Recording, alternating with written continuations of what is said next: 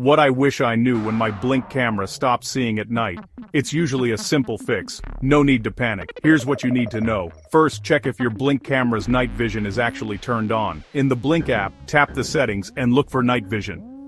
It should be set to auto or on. If it's off, just tap to switch it back. Next, make sure the infrared light, the small red LED on the camera, lights up in the dark. If it doesn't, try restarting your camera or changing the batteries, since weak batteries can mess with night vision. Also, check for anything blocking the camera. Spider webs, dirt, or even window glare can all make your night vision look cloudy or useless. Give the lens a gentle clean if you see any gunk. And if you use your camera through a window, remember, infrared doesn't work well through glass. Move your camera outside or away from windows for the best view. Still no luck? Try resetting your camera in the app or contact Blink support for help.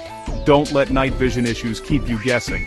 With these quick tips, your Blink camera can keep a sharp eye on your home, even in the dark.